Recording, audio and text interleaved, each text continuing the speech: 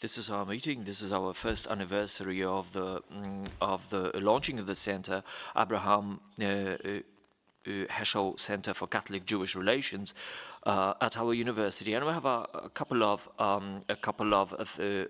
points in our agenda, and I would like to start with asking Professor Beata Piskorska, Vice Rector for Students and Doctoral Students and Development, to give a welcome to our guest. Thank you very much for giving me the voice. Welcome to our celebrations, dear Reverend guest. On behalf of the Rector of the Catholic University of Lublin, I wish to welcome every guest and every person enjoying our meeting today here in the auditorium, but also online.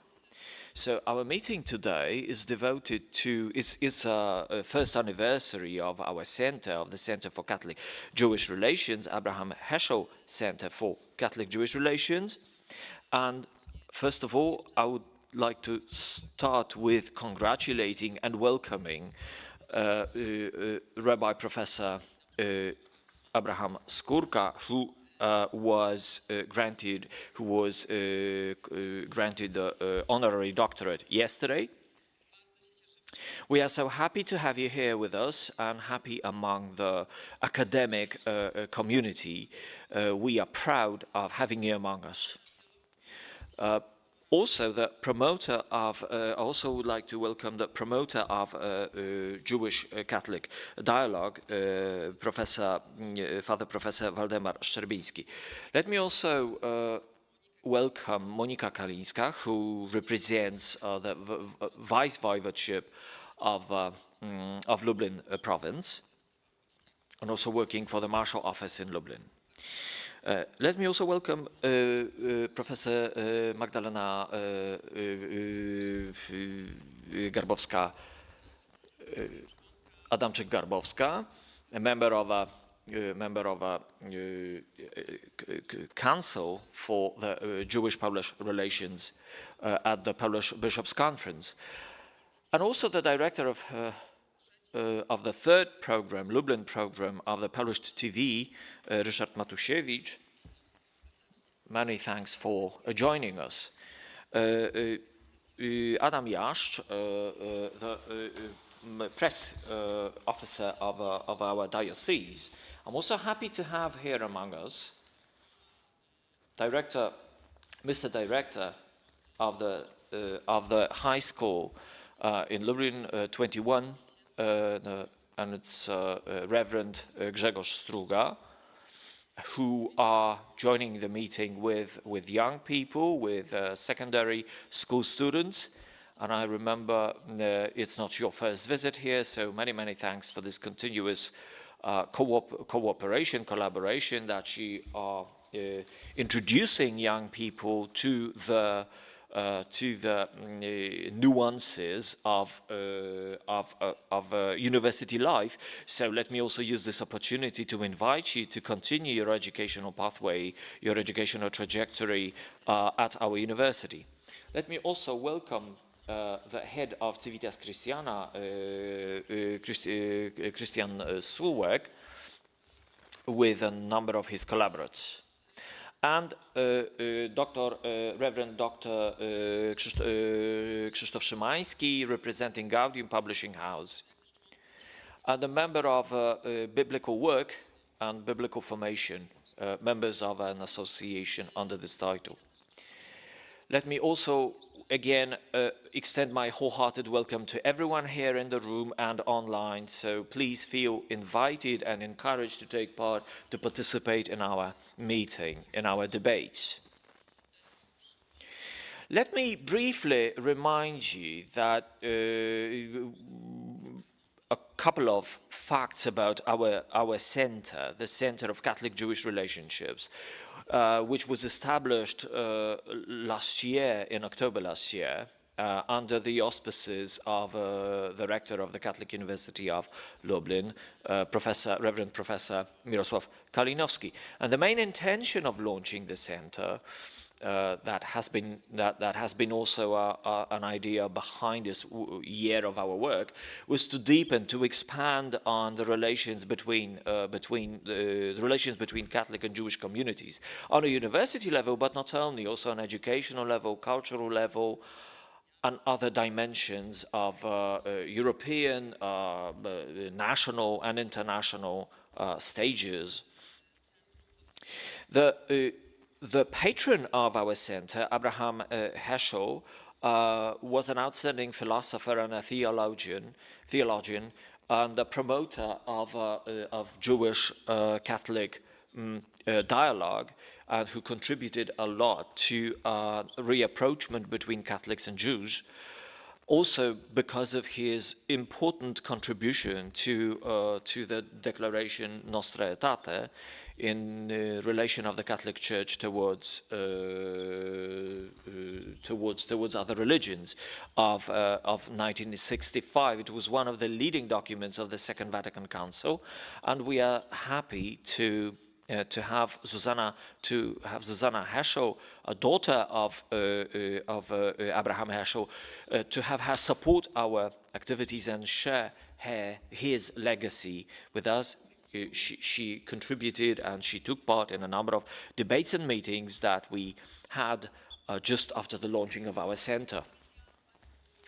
On my behalf, on behalf of Rector, Reverend Professor Mirosław Kalinowski, I would like to congratulate on the successful activities of the center, not only in the Lublin region, which is quite well received in academia and the didactic spheres, and is managed to attract researchers who focus on Polish-Jewish dialogue, and the center can be treated as a huge success even just after the first year of its activity, and contributes hugely to the function and the mission of our university to serve the truth and to serve the religious dialogue.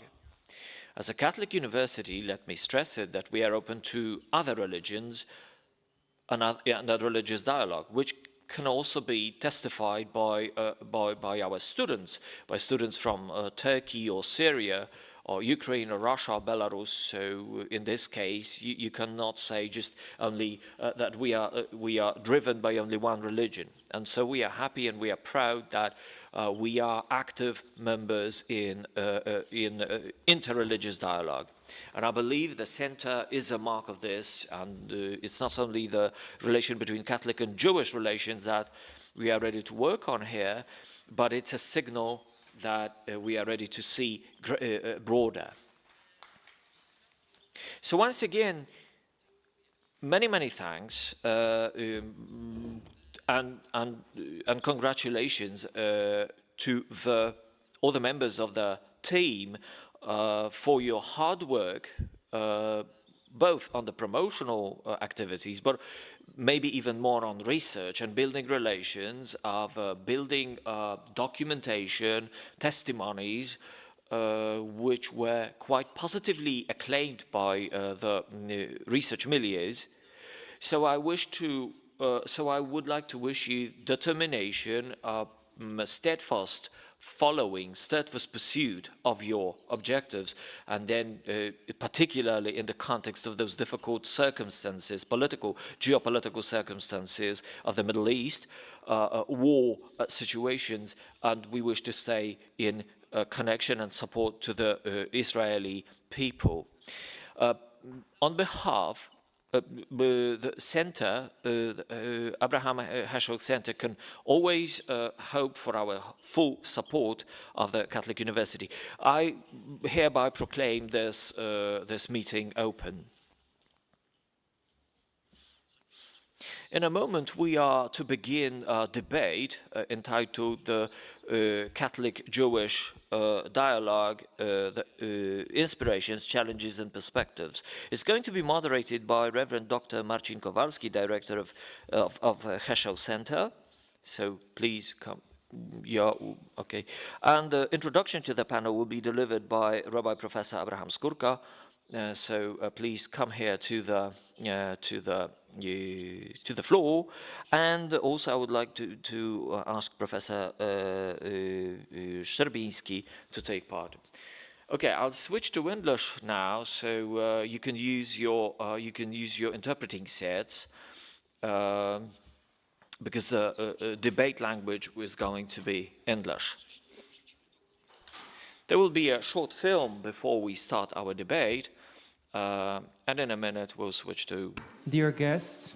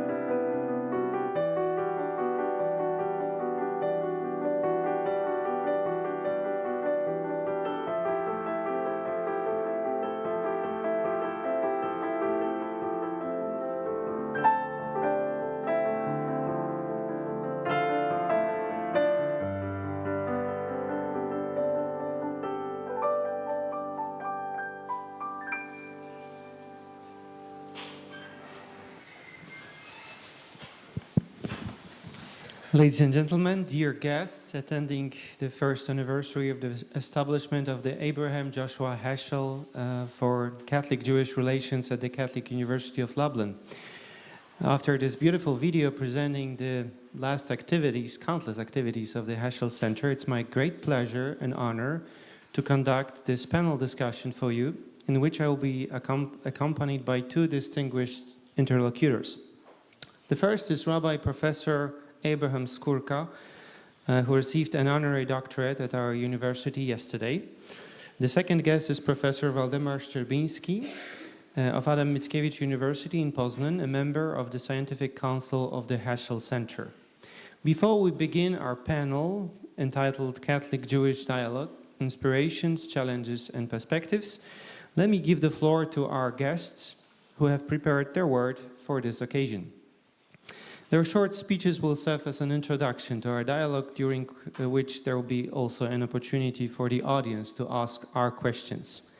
So we will begin with a word from Rabbi Professor Abraham Skurka.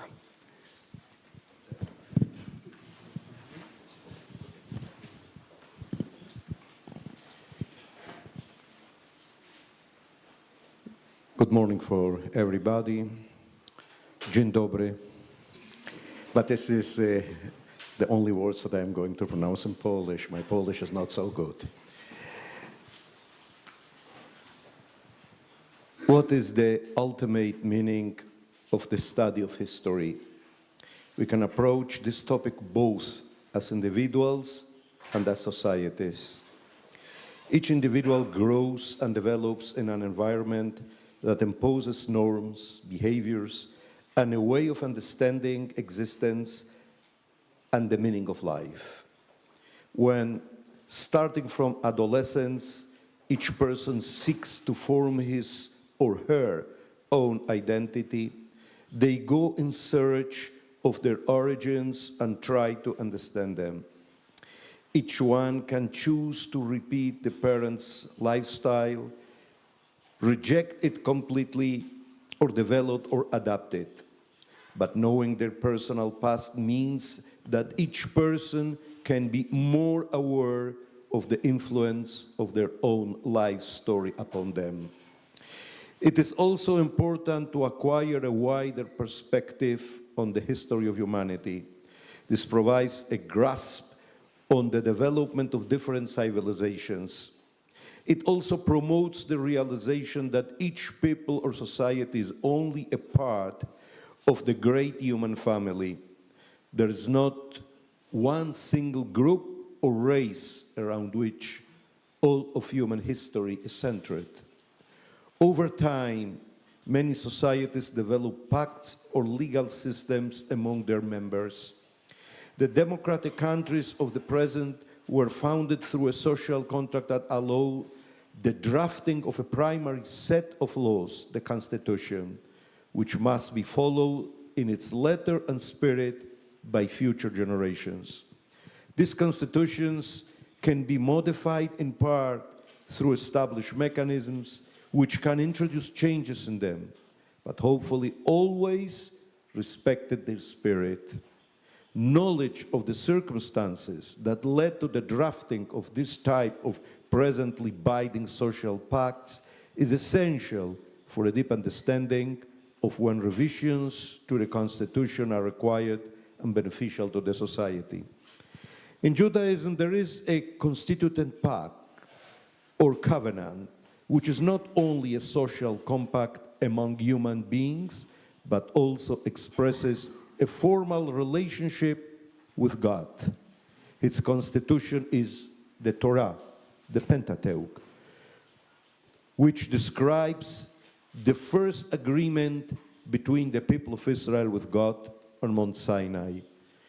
And later the pact is reiterated with the new generation, which was born in the desert, before the entry into the land of Canaan, as appears in Deuteronomy 29:30.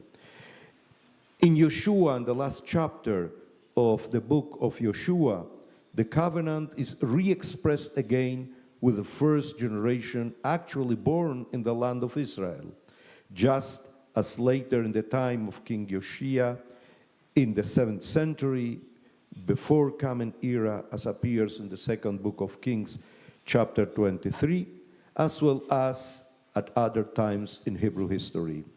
But history has another very special purpose, a corrective purpose.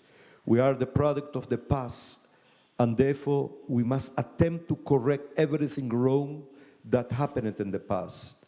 Moses, for example, when saying goodbye to his people before dying, urged the children of Israel to consider the past, to understand what happened in the past so as not to repeat the mistakes they had made, as it appears in Deuteronomy 32:7. This Center for Catholic-Jewish Relations, named after Abraham Yoshua Heschel, a rabbi whose message to the Jewish people and all of humanity was a response to the Shoah, the Holocaust, one of the most horrific and abject crimes committed in the history of humanity.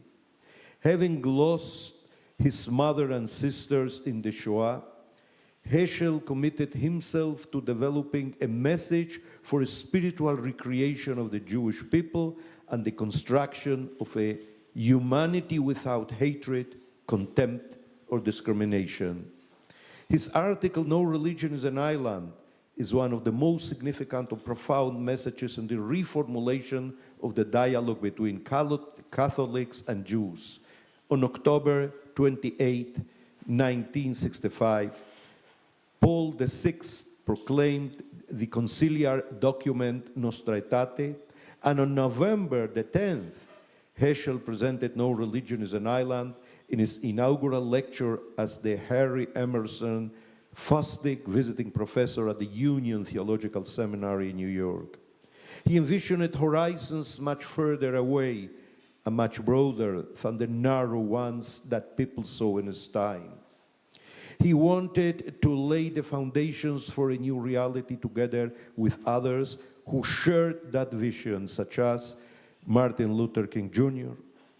They shared a dream of redemption for the human race.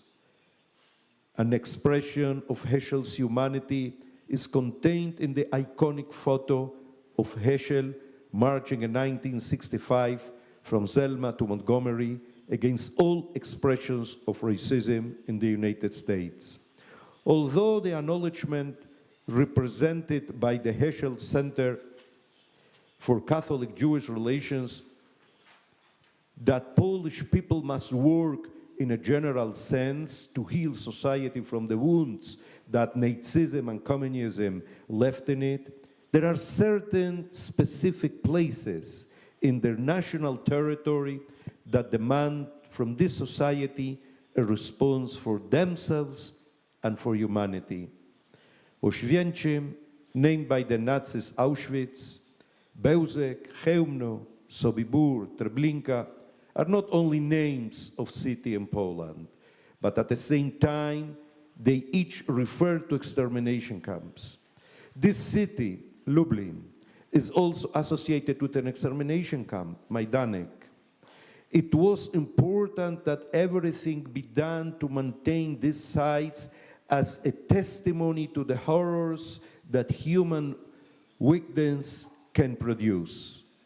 But should they remain only as a testimony, a museum, or should they serve forever as a demand to profoundly change the present?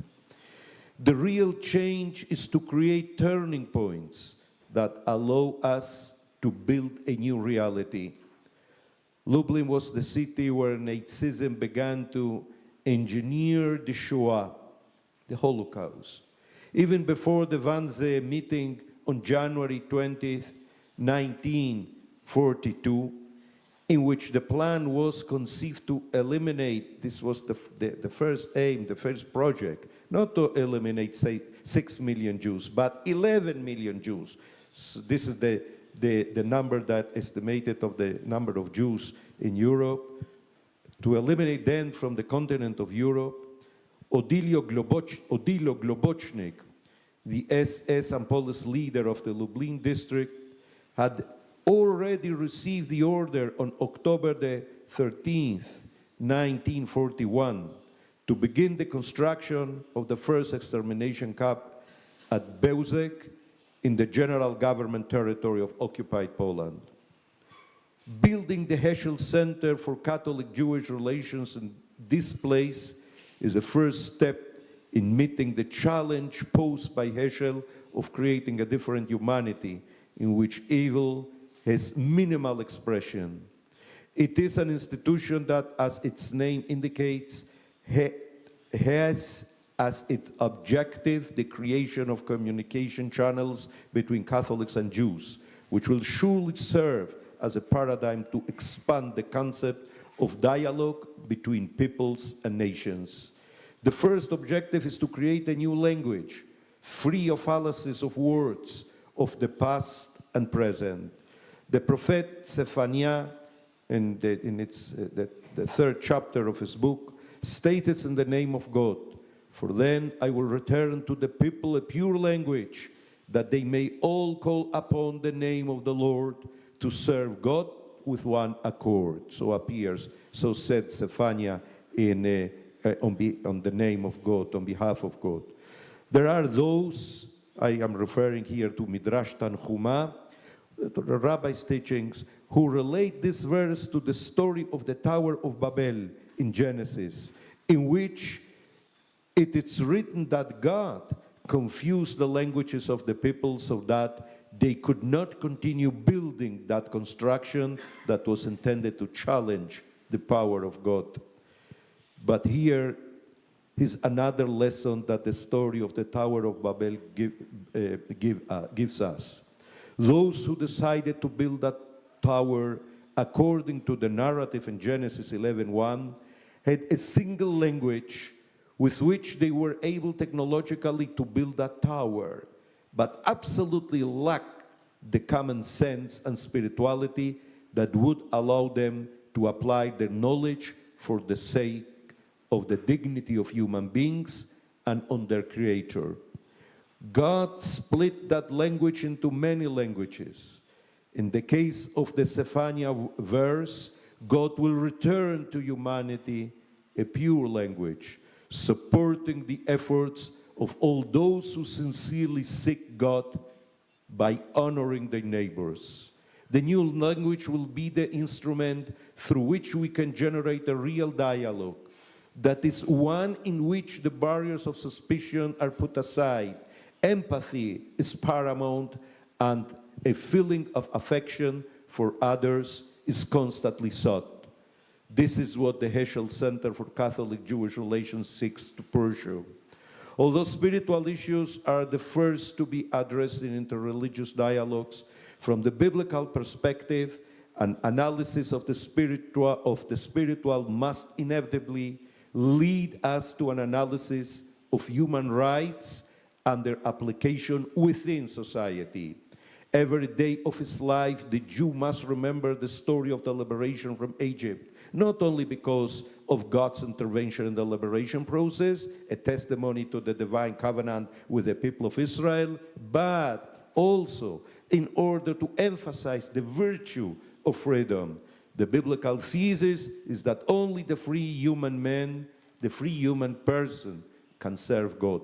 In Leviticus 25:55, the text teaches us, "For the Israelites belong to me, so says God, as servants. They are my servants, whom I brought out of Egypt. I am the Lord your God." End of the quote. From this, the sages of the Talmud derived the norms that restrict slavery and the rights of the employees toward their employers, since the person who serves God cannot be the servant of another. On May the 10th, 2023, the University of Trnava honored me also with a PhD honoris causa, honoris causa doctorate. On this occasion, Pope Francis sent me a special letter in which he reflected on my perspectives on dialogue over the years. I quote his words, "Indeed, across the centuries, faith has often been instrumentalized in order to achieve political or religious values. In your life," now he's referring to me, "in your lifelong efforts, you have always sought to emphasize that authentically living out one's own religious tradition and respecting human rights need not be contradictory. Moreover, you have rightly tried to demonstrate that people of faith can and must stand up for human rights in all of life situations. It is my hope that the commitment to dialogue, justice, and peaceful coexistence will increasingly characterize the relations between all men and women, whatever their religious belief." End of the quote. This is the way I understand the meaning and ultimate purpose of interreligious dialogue. According to the Bible, humanity's redemption depends on two factors: faith in God and the realization of what is good, just, and merciful. We need to cultivate the awareness of God's presence in existence. Dialogue is the space to know the spiritual experience of the other, and in this way enrich our own discernment of God.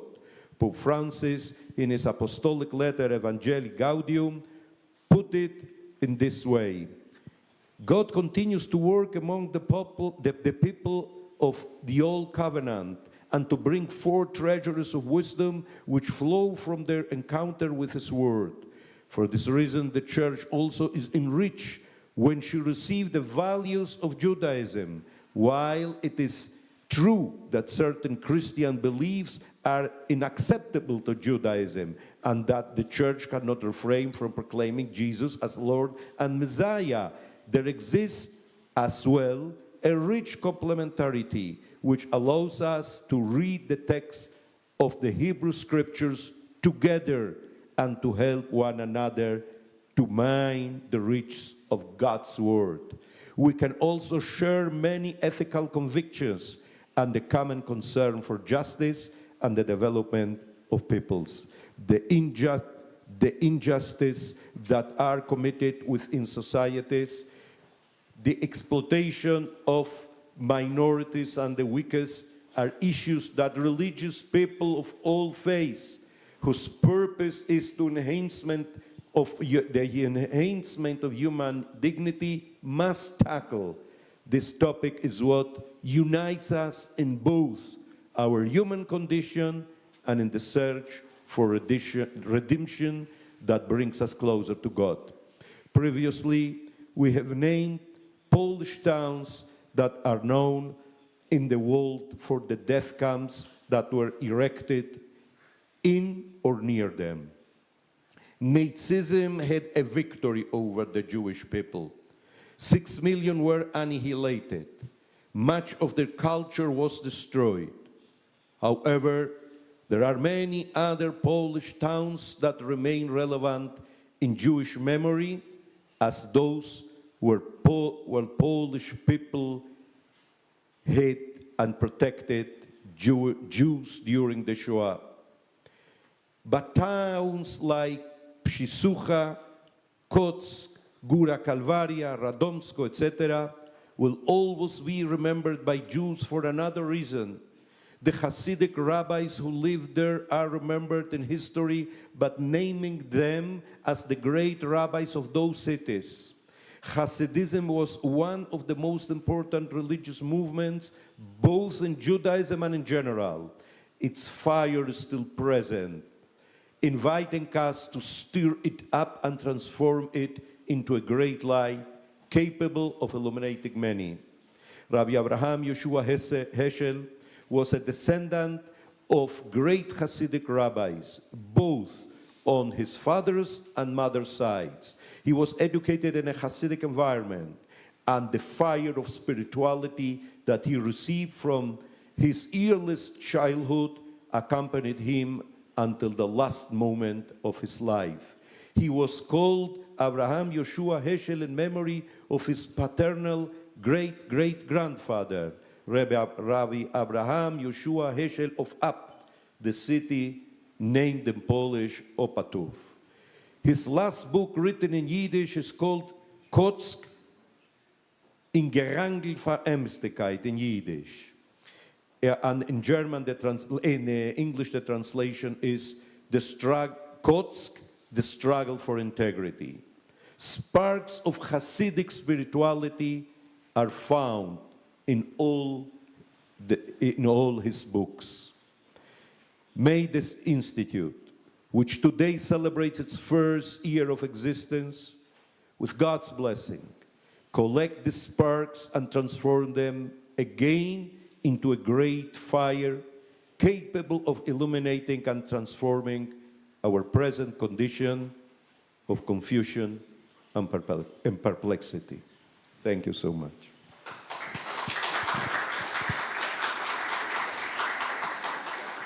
Thank you very much for this inspiring speech. I will now ask Reverend Professor Waldemar Szczerbiński to direct his word to us. Professor Szczerbiński will deliver his speech in Polish, so we don't need any communicators, but Rabbi will probably need his. All right. So prosimy, aby profesor Szczerbiński teraz skierował do nas słowo. Będzie to słowo w języku polskim. So Professor is going to speak in Polish. Good morning, ladies and gentlemen. The creation of our center is not really suspended in a vacuum. The Polish Jewish and Christian-Judaic dialogue or even Catholic-Judaic dialogue has been developing in Poland for many years now, and with really good results, in my opinion. Of course, this dialogue takes place on many levels and takes a variety of forms. There are different bodies in Poland that have become sort of a permanent part of the reality of the Catholic Church in Poland and the reality of Polish Jews, I hope. I would like to remind you that the Polish Commission for Dialogue of Bishops with Judaism is the center established a year ago has its own specificity, and to which I would like to mention 2 dimensions that are crucial. First of all, the center is an integral part of our Catholic University in Lublin. This means that the basis of all initiatives undertaken by the center must be the teaching of the Catholic Church, especially with regard to Jews and Judaism. Of course, the goal of every university is to seek the truth, to explore it, to teach, but it can be done in many ways. And to use Heschel's favorite polarity, it can be said that the center seeks to shape the mutual relationship of love in truth and the expression of truth with love. Love in truth was called for by Pope Benedict, while truth in love was postulated by Pope John Paul II. And this is a way of conducting a dialogue. This is how we should develop those relations between Jews and the Poles, between the Catholics and those who believe in Judaism. In this very spirit, we should try to develop a Christian theology of Judaism and a Jewish theology of Christianity. And of course, the patron of the center is Abraham Joshua Heschel. And this is, after all, meaningful, because the choice of the patron is not accidental. Rabbi Skurka has beautifully explained and showed to us who Abraham Heschel, our patron, was, what were his activities.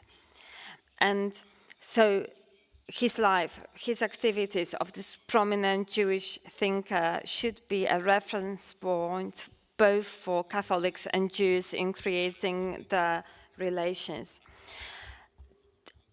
The goal of the center is not only to learn to teach about and promote Heschel's legacy. It's much more. It's about trying to seek answers to the questions of what Heschel would tell us right now in the current realities of the war in Ukraine and Israel. What would Heschel say to Israelis, Palestinians, to us Poles today? What he would say. So the center's goal is to try to find answer in his works and to try to implement those works to our reality today. And we can find so many inspirations for the current reflection. And for Heschel, his point of reference was not only this tragic history of anti-Semitism, but also his personal experience and events of the time. Of course, everything that happened in the United States, but not only. He fought continuously against racism, one of manifestations of which was anti-Semitism. His fighting against anti-Semitism as main source of racism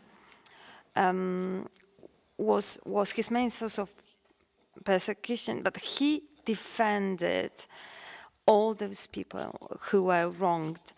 His prophetic cry against racism, against American involvement in the war in Vietnam, his plea for Jews persecuted in Russia, his cry on behalf of all those people who needed help around the world, who were hungry, who needed help and support, was outstanding.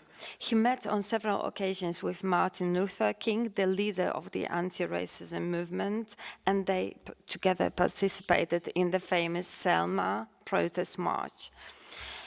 But Heschel was most disturbed probably by the fact that among believers, few realized that racism is a very widespread and radical phenomenon.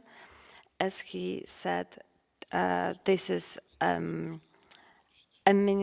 maximum hatred for a minimal reason that should be considered the greatest threat to humanity. Therefore, he believed that there is no third option in resolving his problem. In one of his works, he says, religia czy rasa?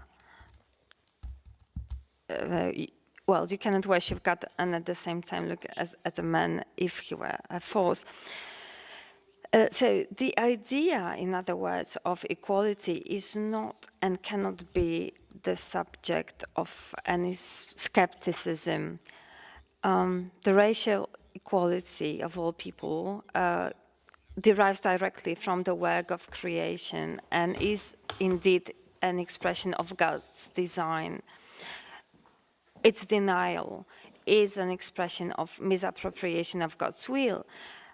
And this conviction is for Heschel the basis of the religious imperative of equality. As Heschel once said, we must today, not only those who are gathered here in this room, but everyone who is religious. I'm not saying all the people, but at least people who are religious, consider themselves to be religious. We should constantly remind others that persecution, wars, discrimination are nothing but a denial of the commandment of love. We know that as Christians, and also the Judaism followers are aware of that. Before God, we are all equal. We are all equal. It's not, and our equality is not the result of human innocence, of virtue, but human equality is the result of God's love and commitment to all people. Religious leaders should, especially today, and all the time, they should remind the believers that some are guilty, but all are responsible.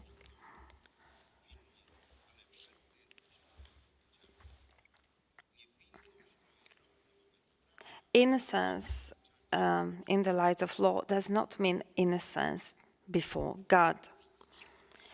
This religious imperative of equality propagated by Heschel comes from God's will, not from human agreement. The equality of people who differ, obviously, in skin color, culture, religion, nationality is undeniable. So for Heschel, nothing is more obvious that God is one and humanity is one. There is no possibility more frightening. God's name may be desecrated. God is even every man's pedigree. He is either the father of all men or of no man. The image of God is either in every man or in no man. So equality as a religious precept implies personal commitment, brotherhood, mutual respect, and mutual concern. So I do hope that thanks to this center, relations between Catholics and Jews will not only be maintained, but also deepened and shaped in line with the intention of Heschel himself. Not, of course, not to forget about the intention of God himself. Those bridges between Poles and Jews and have already been built, but it's not enough. Modern man is losing himself all the time, especially the youth. What Heschel called the sense of transcendence is lost at an alarming rate. So it's up to us to make and to show that this sense of transcendence is saved and rebuilt in our communities. Because in a few years, the bridges may survive, but there will be no one left who wants to walk on those bridges. So there might not be any religious people left. So this is my wish.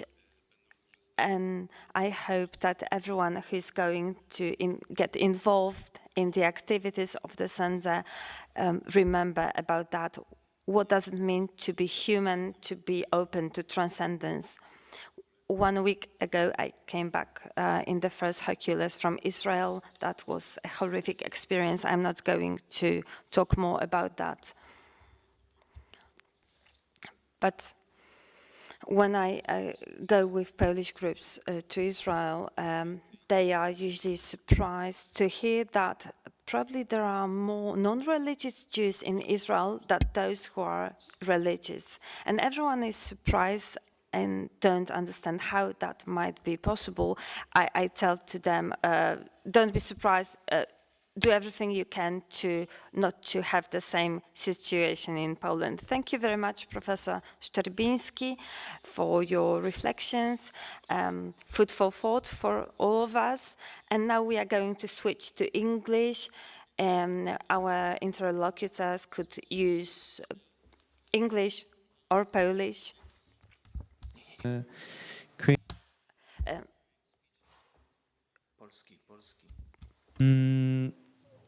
So let's start this panel discussion with our centrist patron, which is Abraham Joshua Heschel, a historical figure, no doubt. Gonna have it, yeah. We'll have it in English now, right? A historical figure of great merits for Christian-Jewish dialogue, participant of the Vatican II. Let's start with a personal note. In what way is Heschel inspiring to you? In what way is he still fascinating you, speaking to you? Or using the words of Professor Szczerbiński, what would Heschel say to us gathered here? What would he say about the conflict in Ukraine? What would he say about Israel at war? What would he say to contemporary people in many ways suffering from conflicts, poverty, famine all over the world? Please, Professor Rabbi, we're going to start with you. What a question. To speak on behalf of Rabbi Abraham Joshua Heschel is a too big challenge. What I can tell you about Heschel is that really I will begin with a personal anecdote. I studied Judaism because according to the classical Jewish tradition, a Jew must know Torah, must know Talmud. A Jew cannot be an ignorant of his Judaism. My family that came from Poland to Argentina in the 20s, they were not orthodoxly religious, but they maintained, of course, tradition,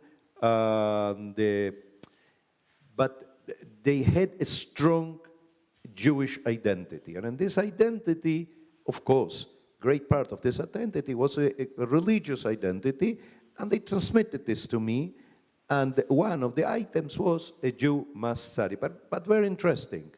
I studied in a Zionist school. It's interesting also to say what that means. That means that, first and foremost, I studied Hebrew. One of the great goals that the Zionist movement achieved, is the revitalization of Hebrew, transforming Hebrew in a live language again. In Israel, the official language is Hebrew, the language of the Torah, the language of the prophets. And so I studied Hebrew. It was not at the Zionist school that I studied from since my childhood till the end of the different stages, educational stages. The last one, I studied parallelly to my university studies. There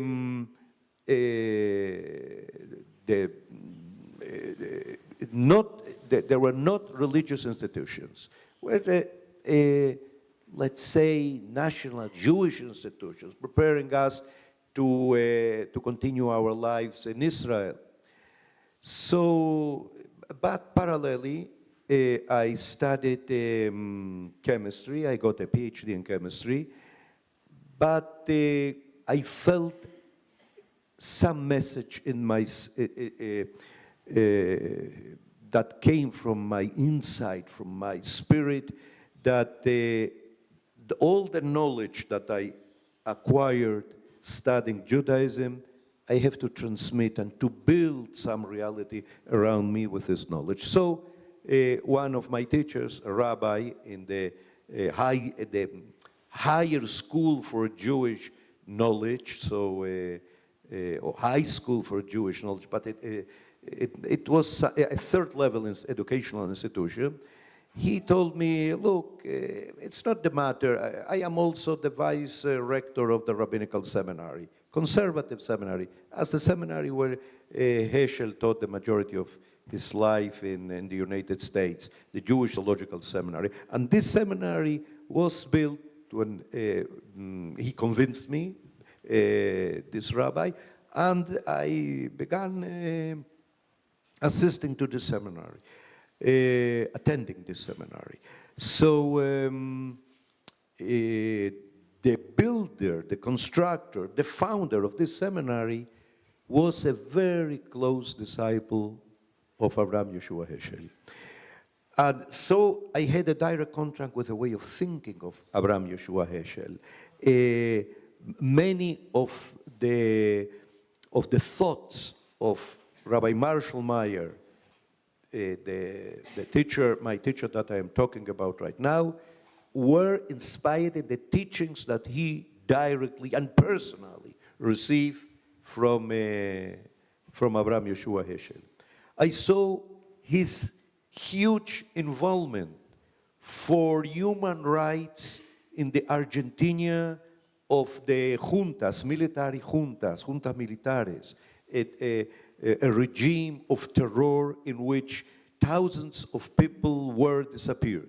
They killed a lot of people in terrible ways without giving back the corpses of the people that they killed. So the families remained in a terrible position. And it was really very dangerous to go out, let us say so, using the prophetic images, how they, the places where they declared their prophetic words, the public place, the street, the square. It was very, very dangerous to go and to talk sharp words against the regime on that days. And he did that.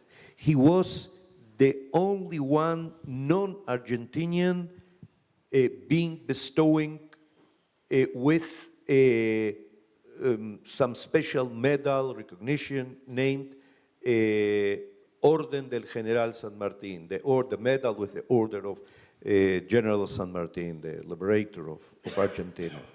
So this is my relationship to Heschel. Heschel's view was from a standing in a Jewish point, and having the message of the prophets as the main and central element of his way of thinking, from this standpoint, he delivered a message to whole humanity. There are in the beginning of this essay, "Not Religion is an Island," what he shows, what he puts before the person, before each one of us. It's not the matter that he wrote this 73 years ago, 75 years ago. We are standing now on the same problem, on the same problematic. From one side, you have people that believe in transcendence, that believe in a God of life. Our God is a God of life. Our ideal is to live a life of love, of justice, of mercy. And from the other side, you see people who believed in a God of death, in a God of destruction. Because what is going on between Hamas and Israel in this moment, it's not only the local conflict. There are countries in the world that the message of the rulers is to destroy our democratic conception. The democracy has to do with the Bible, with our beliefs. We believe in God, but we believe in the respect to the other. It's not a matter. It could believe a little bit more, a little bit. It can be a little bit less. It can be an atheist. But the point is, I have to respect the other, because as in myself there is a spark of God, the same spark is in the being of the other. So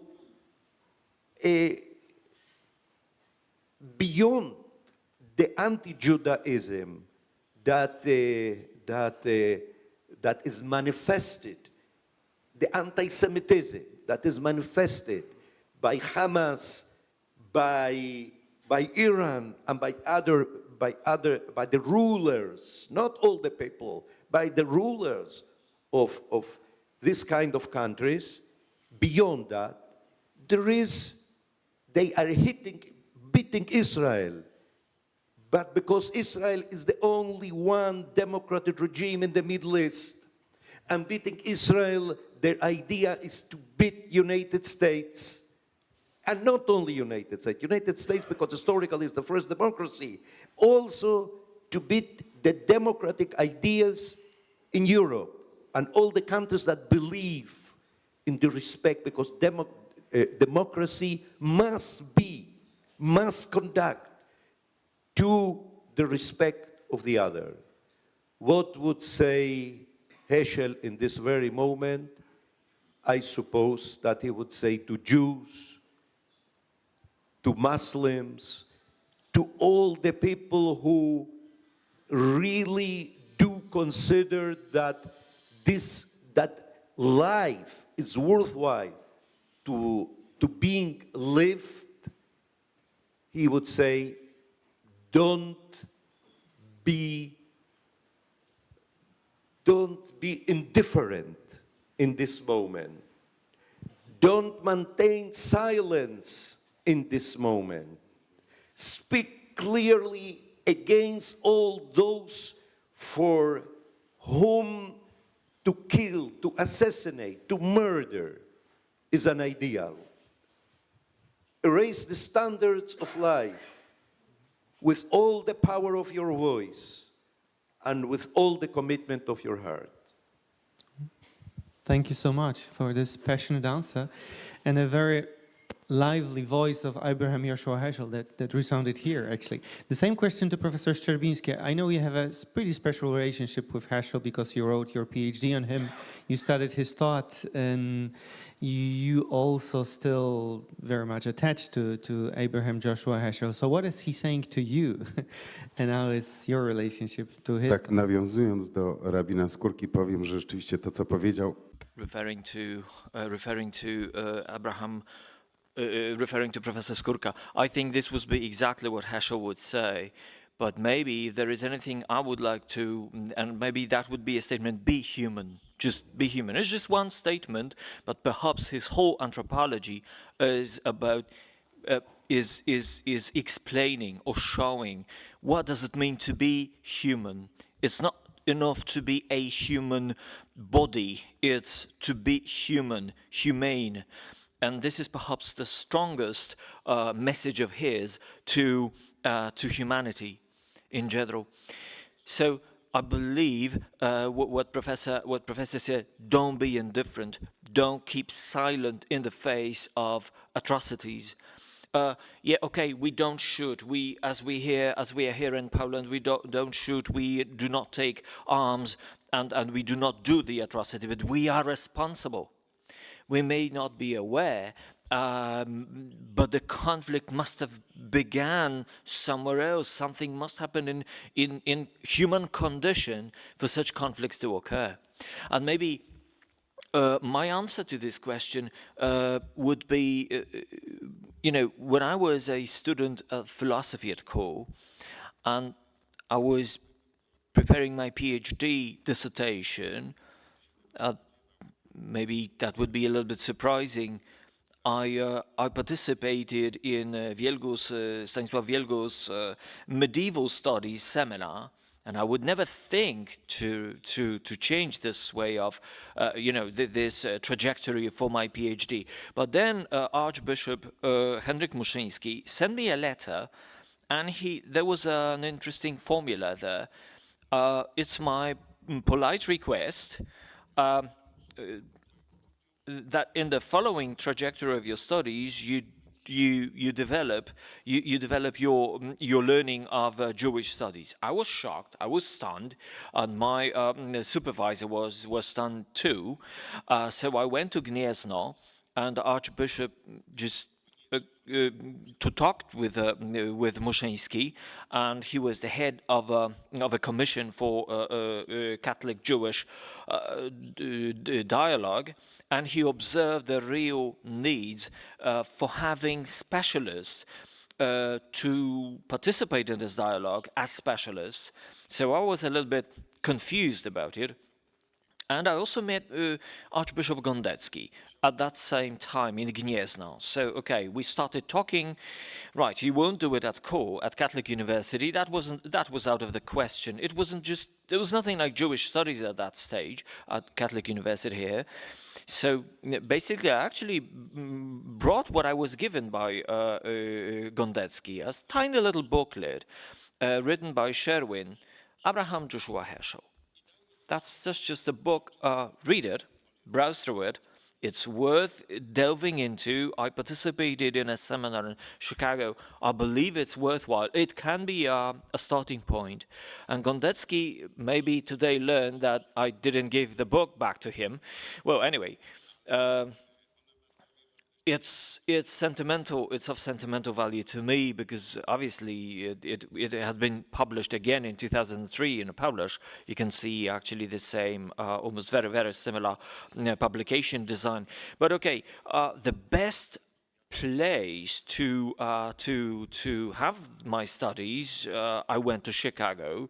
It's not necessarily because I like the city or because of the Polonia, the diaspora there, but I was given a special grant, an Institute for Jewish Leadership, Jewish Teaching and Leadership, and thanks to this grant, I couldn't get better because I was supervised by no one else but Arwan Sherwin, who wrote the book, this booklet, and in fact it turned out that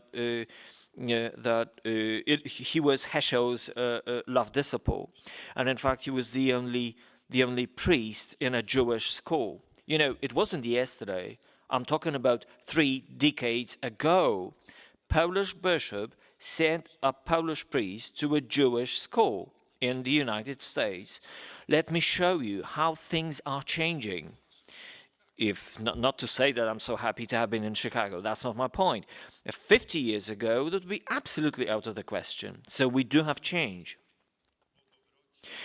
When coming back to Poland, and let me make it clear here at CORE, when coming back to Poland after my Chicago stay and under the supervision of my medieval studies supervisor, I wrote the book in 2005, published at Catholic University, Abraham Joshua Heschel's Philosophy of Man.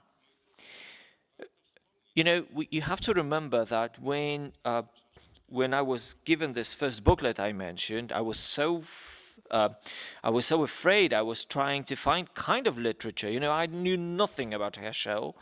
So the only thing I found, maybe kind of positive note about CORE, and it was only at the CORE library, university library, I was able to find a book containing a paper by Heschel, his protest against Vietnam invasion. And nowhere in Poland I was able to find anything by Heschel. Today we have a different situation, obviously. So I was absolutely fascinated to buy a lot of things in Chicago, to get things from Chicago. But Sherwin allowed me to understand a thing. When I studied St. Thomas Aquinas, Aristotle, I have a certain barrier to cross over. And there is no clear separation between theology and philosophy as in the European tradition. But he made me realize the nature of dualism. He asked me to come to his house to experience the religious life. That was terra incognita for me at that time. So I visited synagogues, and he said, sit down, look, observe, try to understand. He was a little bit sarcastic, but then don't get too far. I mean, don't become a Jew. Okay, so he made me understand the differences, but he made me understand who I am, because the dialogue is obviously it makes sense when you support your own identity. I mean, both sides support their identities. So Heschel was fascinated me with what he said, and my supervisor at moments say, hey, don't get too far. I mean, you have to be objective in your research. So. Right, fascination is nice, but research is more important. So I liked it very much at that moment. So, you know, my first stages with Heschel were, as I said, but obviously they also had some connection with this university. I'm kind of thankful to this. Okay, many thanks for this personal testimony about the relevance and topicality of Heschel's thought. We are running to question number 2, because then maybe we have a number of questions, and maybe there will be also questions from the floor. So let me switch to English again.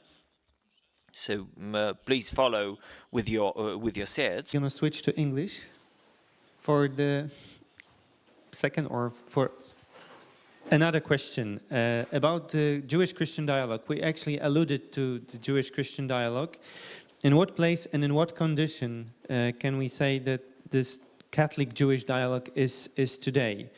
Can we talk about a significant rapprochement of the positions of Catholics and Jews nowadays? And what are the biggest challenges to our Jewish-Christian dialogue? As usual, I'll start with Professor Rabbi. Yeah, I will try to be very, very brief. Mm-hmm.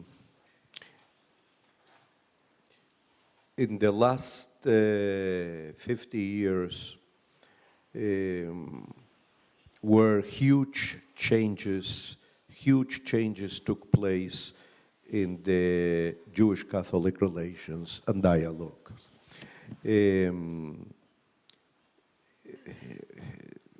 Look, I wrote a book of dialogues together with Pope Francis when he was the Archbishop of Buenos Aires, not to go very far, and a lot of things occurred, but very positive things. The center, the anecdote that we heard, but there are punctual anecdotes, there are punctual attitudes. What we need is the expansion of a dialogical attitudes more and more. when I talk with people who are very involved in the development of the Jewish-Catholic dialogue in the United States, all of them, many of them are very important Catholic theologians in the United States. All of them are told me or are in the coincidence that we are on the threshold, we are standing on the threshold of a real dialogue. A real dialogue means, from one side, much more people involved in that.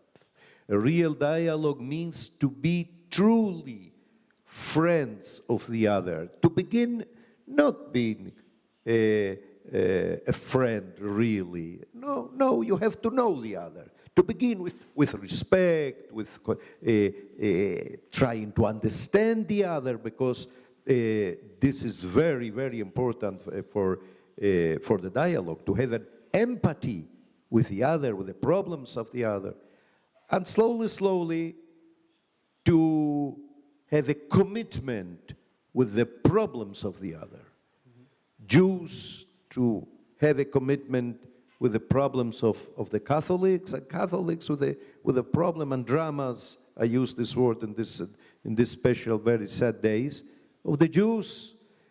And but this is the challenge, and this is where we are standing in our days. Thank you very much.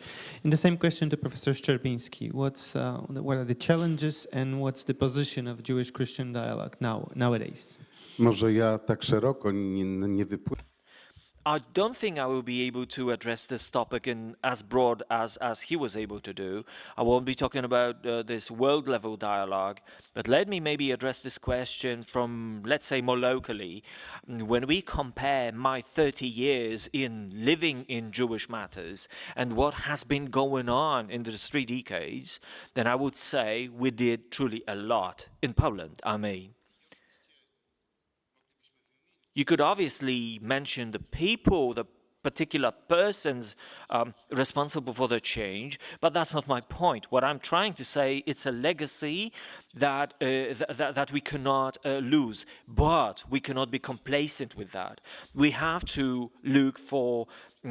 We have to, for instance, try to avoid the dialogue is just a nice exclusive reality for the chosen, agnostic elites, leaders who are in the know, philosophers, theologians who will be keep in the close milieus. It's nice. It's elitarist.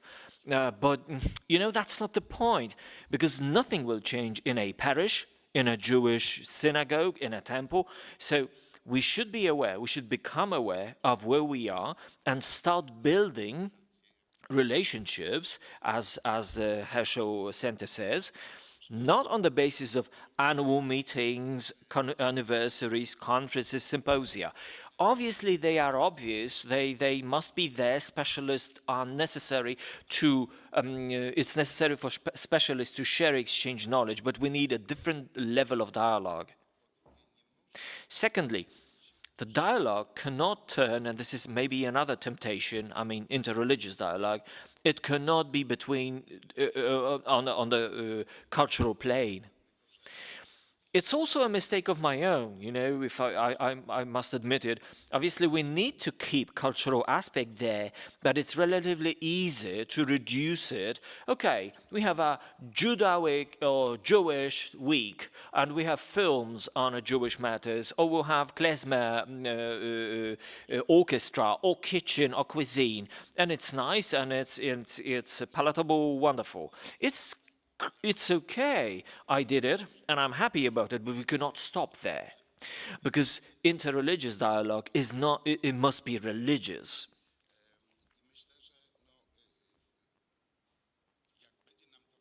So as long as we remember that, we will not, we'll be happy about those cultural issues, but not at the cost of religious dialogue.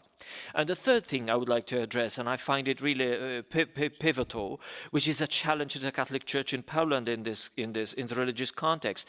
This was written and appealed by Sherwin, who many times visited Poland, visited seminaries in Poland, and he was a promoter of a dialogue, very, very concrete dialogue between Polish Catholic Church and the Jews. And let me just give a quotation, and perhaps you will know what Sherwin had in mind. Support in discovering and preserving that spiritual Jewish legacy.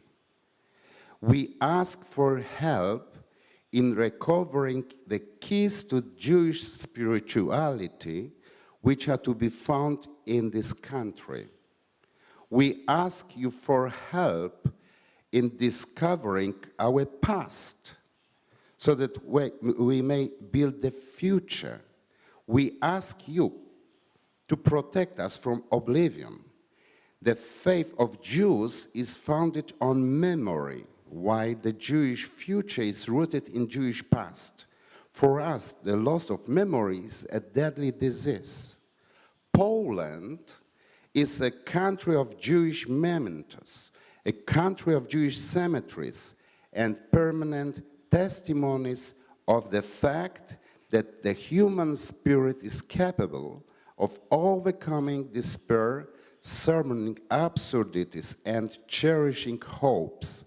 Here, in the country called the Christ of Europe, the followers of Judaism and Christianity, Poles all, were joined in the solidarity of suffering and in the achievement of spirit. Abraham Joshua Heschel for the Catholic-Jewish relation, which is established in Lublin, is also a response to the Rabbi Sherwin appeal, I believe. Bardzo dziękujemy.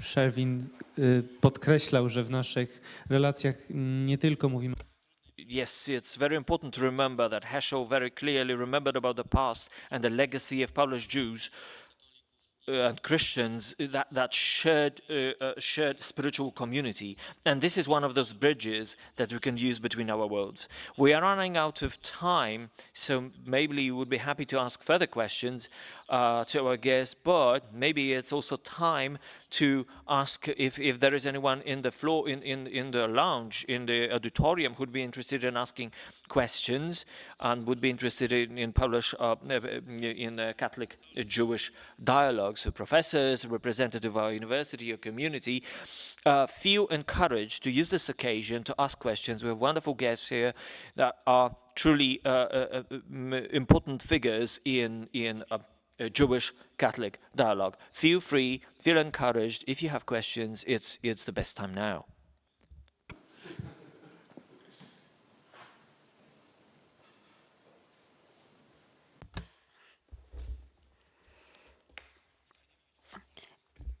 If there are no questions, of course, we can ask our own, but there is that's really a great chance for you to ask a question to one of our prominent guests. Don't be timid. Okay, great. There is a question. Could you please introduce yourself first? Reverend Michał Jędrzejski.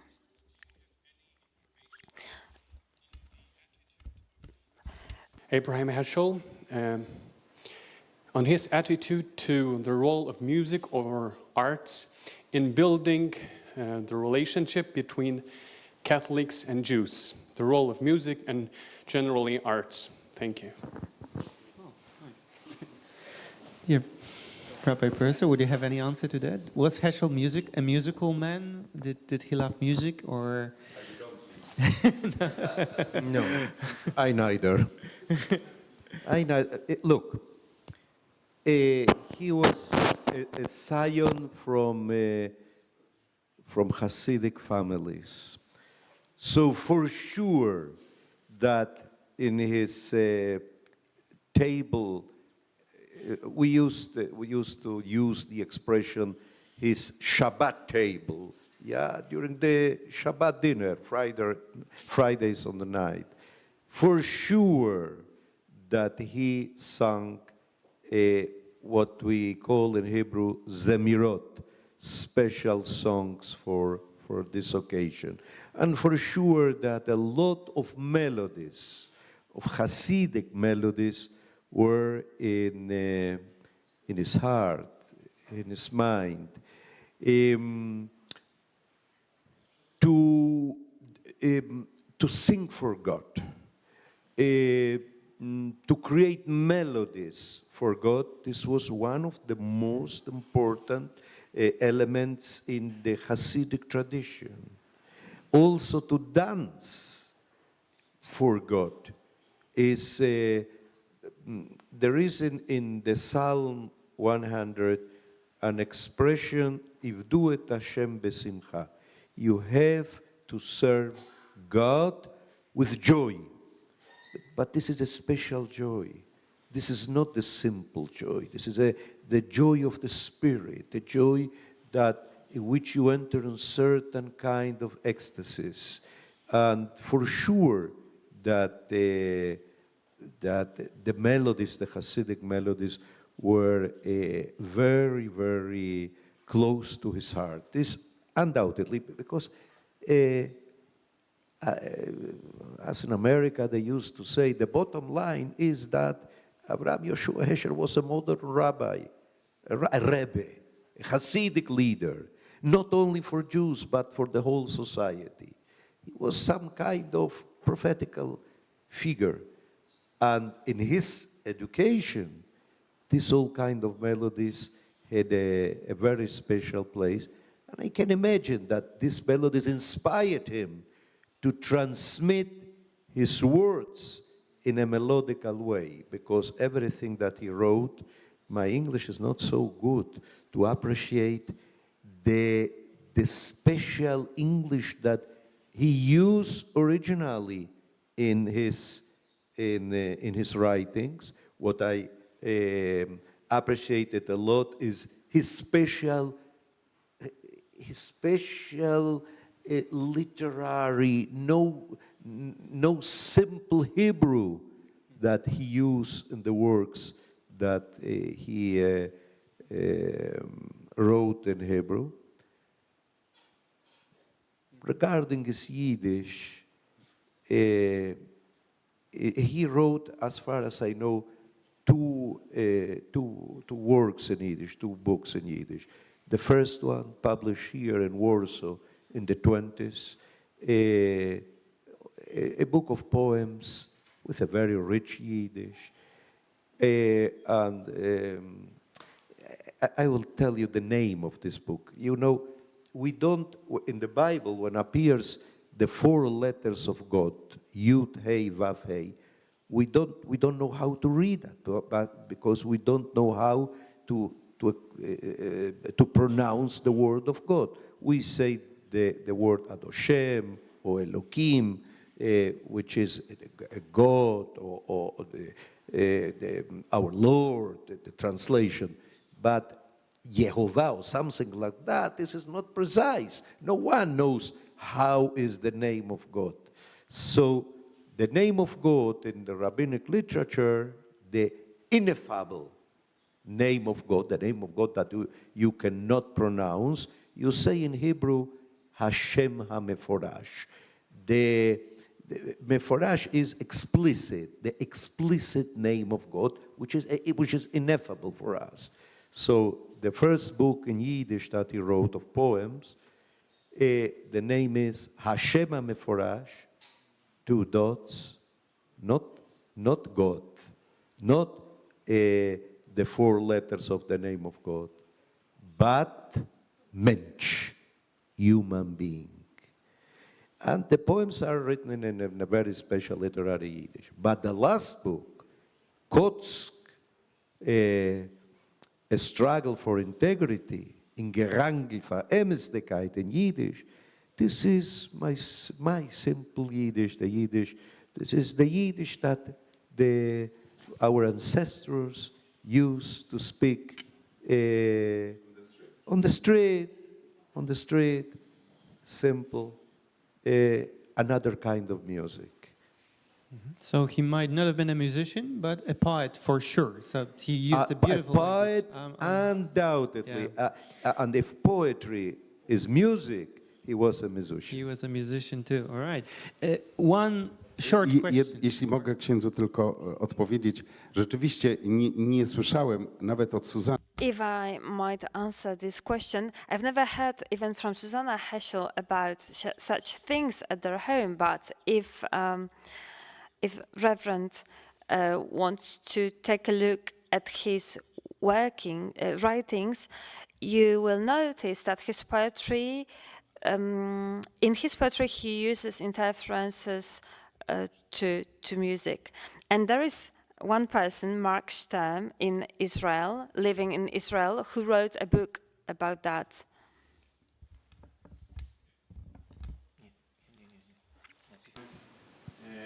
Attitude to culture or music generally? yeah, that's I am talking about. A very good book. I can send you. Tak, właśnie.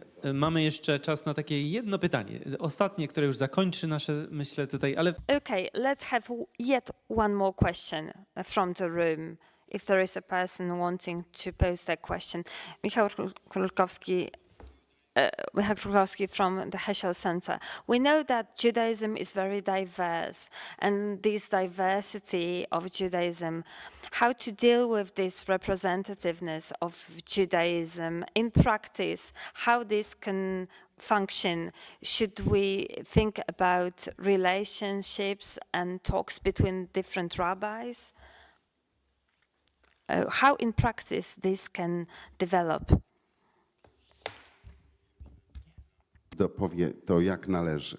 Okay, let me be the first one to answer this question. And I noticed long time ago that there is a paradox when we think about the Catholics, but in general the Christian world, is that we look at the Judaism, contemporary Judaism, from the perspective of the Bible.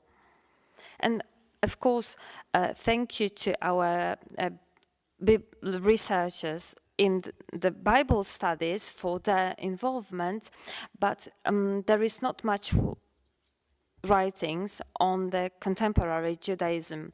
I started to research on Reconstructionism and the modern Judaism myself. When you look up the term Judaism in encyclopedia, any kind, we'll find some very general mentions. There is a need, obviously, but we might think as Catholics that one person on behalf of all the Jews is going to approach this matter. And I'm often irritated by students asking me, what is the Jews' approach on a given matter? And my question back is always, okay, but what kind of Jews? Orthodox Jews, Reformed Jews, non-religious Jews? What do you mean by asking that? This would be the same to ask what the Christians think a given matter. No religion is uniform. Christianity is not uniform. Judaism is not uniform. So we have at least 4 denominations of Judaism. The same goes for Christianity. So we are accustomed to looking for answers from the Vatican, for example. So it's a bit easier for us. But we cannot expect such questions to be answered because there is no one who could represent all the Jews. Would you agree, Professor Rabbi, with me? You know better about that.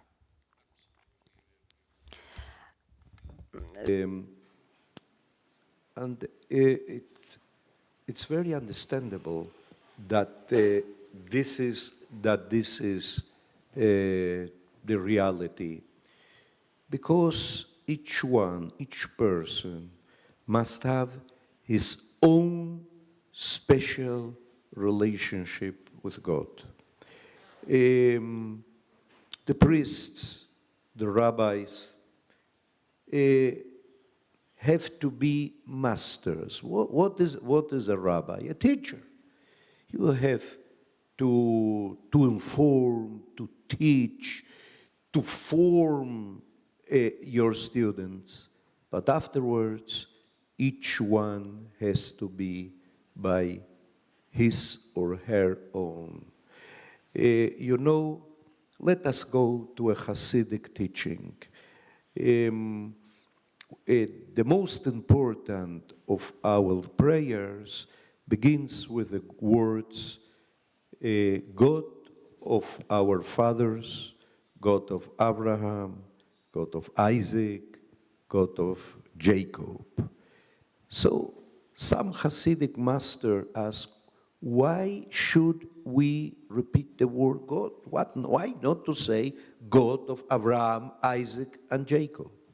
And the answer is because the relationship of Abraham with God was different with the relationship the relationship that Isaac had with God and that Jacob had with God. And the same occurs with us.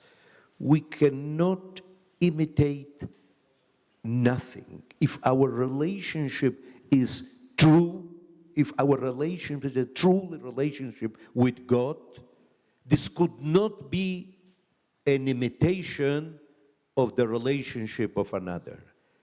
And I would like to quote now, to bring here a teaching of one of the Hasidic masters, not because he was a direct student or pupil from this, that Heschel was a direct pupil of this Hasidic master, but he received the teachings from Hasidim, from Kotsk, the Rebbe of Kotsk on one side, Menachem Mendel, and from the Baal Shem Tov from the other side.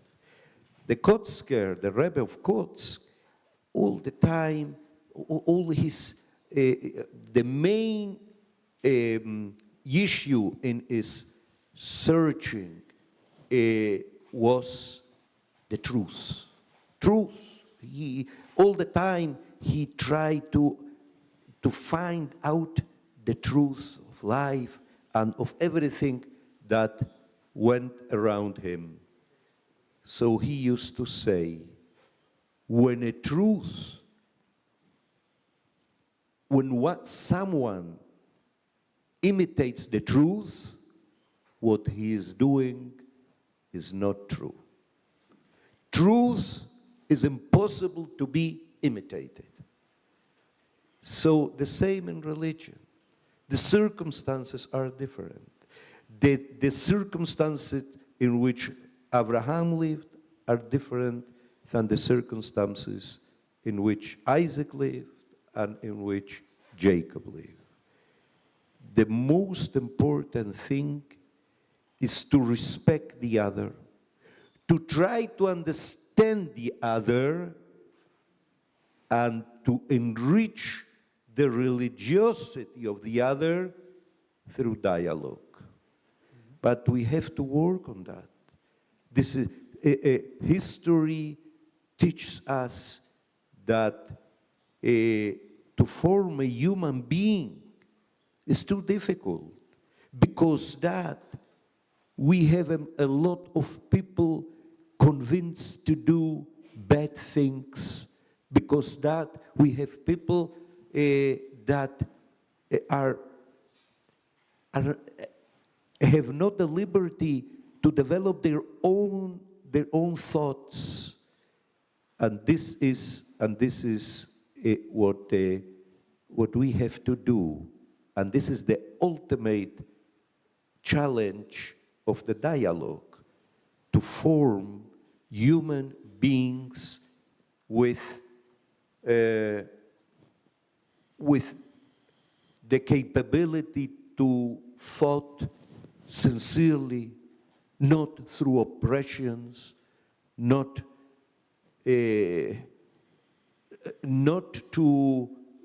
through bad conditions that don't permit them to be authentic.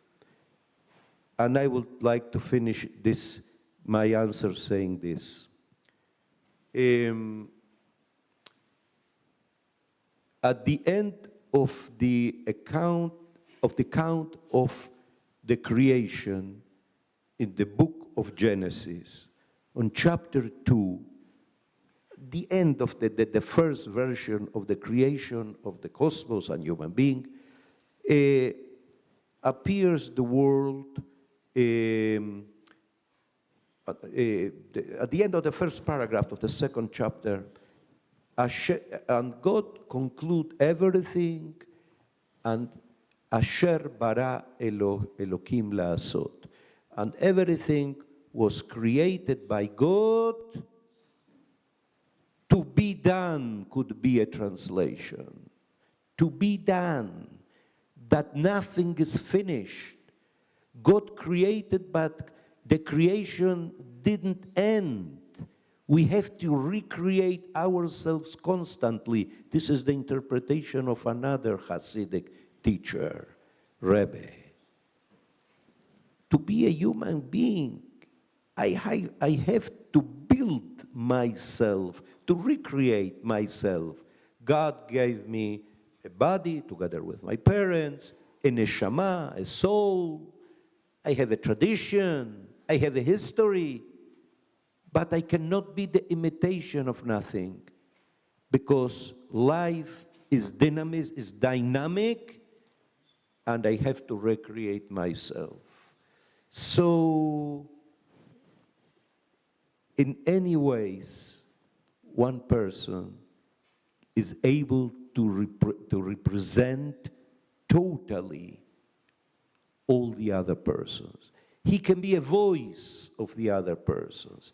He can try to understand how to talk on behalf of the other persons, but to be the unique voice of the people that he is representing, that he represents.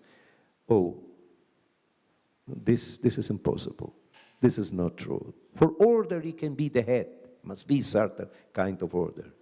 But this never, ever could be understood as the unique and last word. Thank you so much. So the otherness is a part of religious dialogue, actually. Thank you so much for all the inspirational words we've heard now. Much to my regret, we have to finish this part of our dialogue. Drodzy Państwo, bardzo dziękujemy za wszystkie pytania. Teraz kończymy tę część dialogiczną. Jeszcze tylko... Thank you very much for the dialogue. Thank you to all of you. Thank you to our guests. Great, thank you. Many thanks for all those voices in the discussion, and I would like to ask Professor Mirosław Wróbel, responsible for Jewish Catholic relations at the Catholic University of Lublin. Dear professors, ladies and gentlemen, celebrating this first anniversary of the center at CORE, I would like to express my huge joy and my gratitude to all those engaged in building bridges and relations and approachment between the Jewish and the Catholic religions. Many thanks to those who created and those who are engaged in the actions of the center, including Rector of Catholic University, Professor Mirosław Kalinowski, Archbishop Stanisław Gondecki, who gave us an idea, an impulse to name this center by the name of Abraham Heschel. And as Father Professor discussed his personal histories, you can see how much they come together, the stories come together. My thanks also go to Rytel Adrianik, Paweł Rytel Adrianik, head of the Vatican radio station, and also the Dr. Mendykowski, Paweł Mendykowski, and Father Director Kowalski, Justyna Galant, Kubisiak, Mr. Kubisiak, and And all friends who are connected so much with our actions and activities, particularly Professor Susanna Heschel, Cardinal Pierbattista Pizzaballa, Patriarch of Jerusalem, and our Dr. Honoris Causa, our Dr. Honoris Causa, Abraham Skurka. And all those who add so much to the participation, to the richness of the center. That includes Professor Waldemar Szczerbiński, who is part of the research board, and Professor Sławomir Żurek, who is also a member of the board and who supports our activities there. Also, many thanks to the hands of Vice Rector Beata Piskorska. My thanks go to the whole rectorial board, also to Professor Kantyka, to the Institute of Theology, Professor Witczyk, to the biblical researchers engaged, Professor Tomasz Moskal, and the whole Institute of Theological Sciences, all the members of Honorary Committee and Research Center, Research Board of our center. Many thanks go to the Academia of Modern Sciences, Contemporary Media, with Ms. Kowalczyk, and they are responsible for spreading the news about our events all around Poland and Europe. So we started our work last year on 17th October 2022, and the seat of the center is in the building of Collegium Juridicum in Lublin, the center of Lublin, where the Reinhardt Action was governed, because of which 2 million Jewish lives were lost. Through the dialogue and through its openness, we are trying to revert the history, to show that good wins over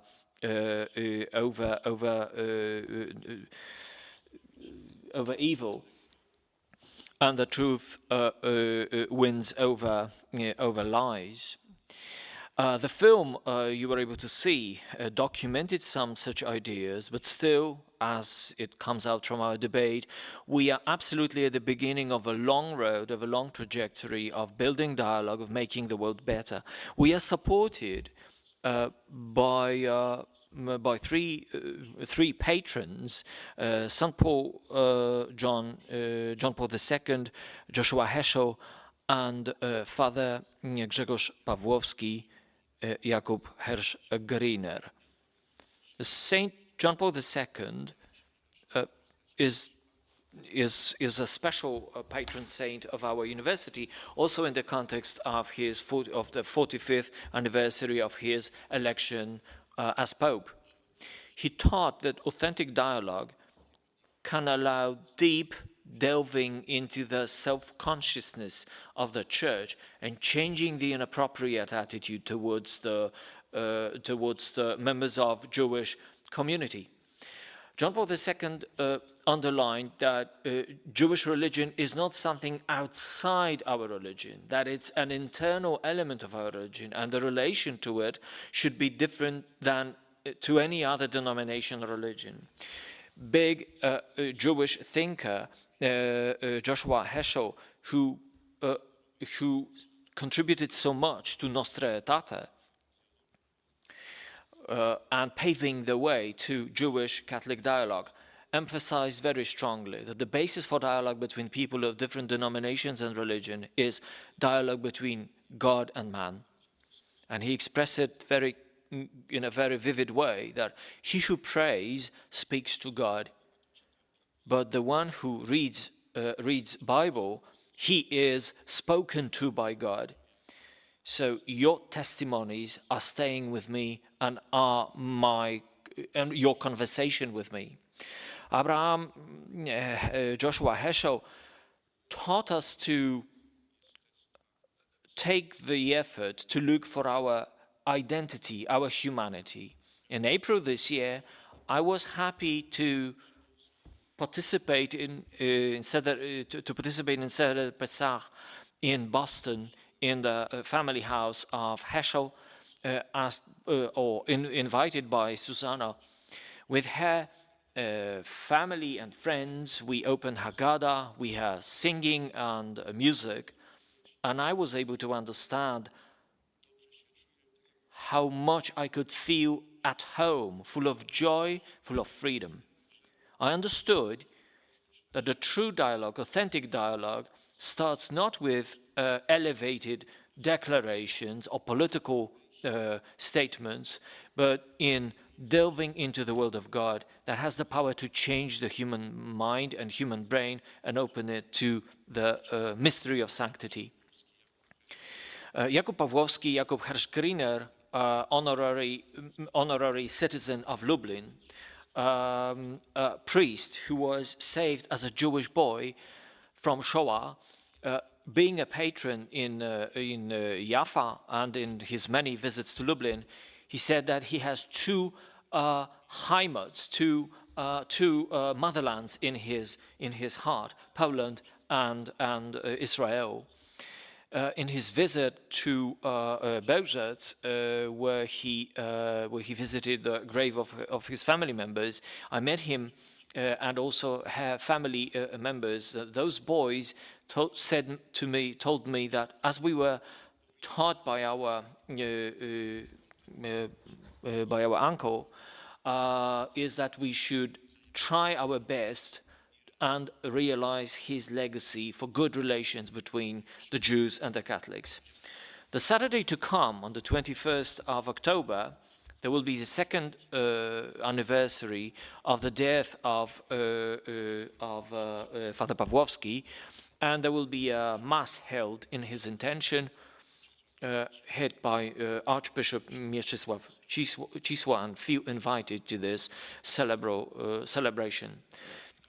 The basis, the foundation of dialogue should be mutual opening, common looking for the truth, common prayer.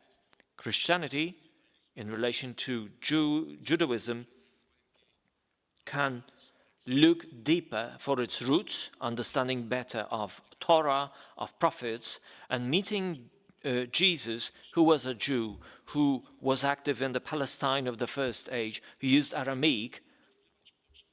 And this is how we can look back to the roots of the church that was born as embedded in Judaism. And Jews also need opening to the church, to Christianity, to what concerns the world of today as faced by so many dangers and risks. Because we have so many to share, we concentrate so much on defending of human rights, of looking for sanctity of human life, of strengthening family under so strong a threat, to support social equality and social justice, and other issues like peace in this war context of ours now. So I want to wish so strongly that Director Kowalski and all the people involved in this UVA, all the members of the board, all the engaged ones, that you are accompanied by the power of the light and spirit of the Holy Spirit, light and power of the Holy Spirit. And let me use it with prayer. Holy Spirit, give me inspiration,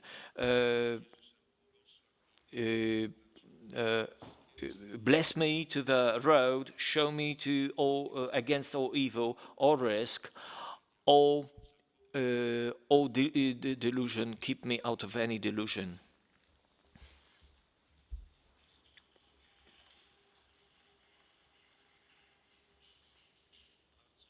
Thank you very much for this word, for this address. Thank you very much for all the participants. And now we are to have a musical accent of our meeting. Sebastian Kozub, a cellist, a young cellist with deep religious roots, His educational pathway led him through London and Dallas. He participated successfully in over 50 cello contests in Poland and abroad. He also performed in Great Britain, Beijing. He's also a chamber artist, and he shares the scene with well-known artists like Andres Cardenas, Iwa Wang Teng Li, or Aaron Boyd. He will perform to us two pieces, the Johann Sebastian Bach's Suite No. 2 for cello and Giorgio Ligeti's Sonata for cello, and devoted to or dedicated to a family killed in Auschwitz. Thank you very much.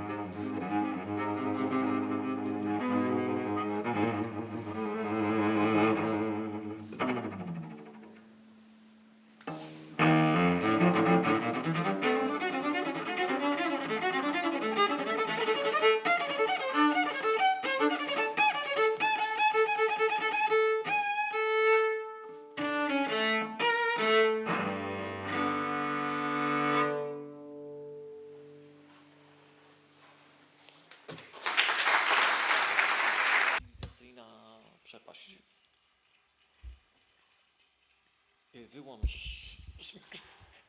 żebym nie mówił o cywilizacji.